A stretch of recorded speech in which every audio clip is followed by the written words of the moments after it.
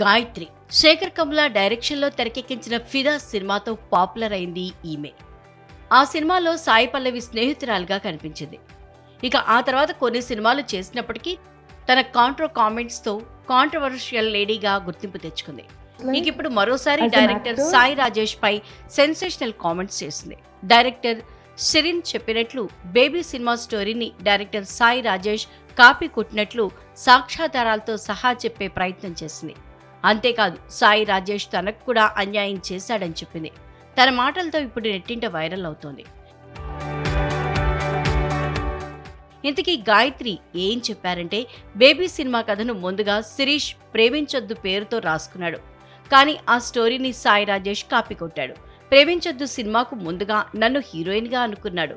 అందుకు look test కూడా జరిగింది. ఓ స్కూల్ డ్రెస్ తీసుకొచ్చి ఫోటోషూట్ చేశాడు. ఆ ఫోటోలను నేను సాయి రాజేష్కు చూపించాను. మొత్తం బేబీ సినిమాలో కాపీ కొట్టాడు.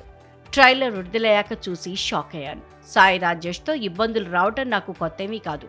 అతడు డైరెక్ట్ చేసిన కొబ్బరి మట్ట సినిమాలో నేను నటించాను. అప్పుడు కూడా నన్ను ఇబ్బంది పెట్టాడు అంటూ చెప్పుకొచ్చింది. అంతేకాదు కొబ్బరి మట్ట సినిమాకు తనకు 3 లక్షలు ఇస్తారని చెప్పి 25,000 చెక్కు మాత్రమే సాయి రాజేష్ ఇచ్చాడంది. మిగతాది ఎగ్గొట్టారని చెప్పింది. బేబీ సినిమా కథను ముందుగా రాసుకున్న సిరిన్ శ్రీరామ్కు న్యాయం జరగాలంటూ చెప్పుకొచ్చింది.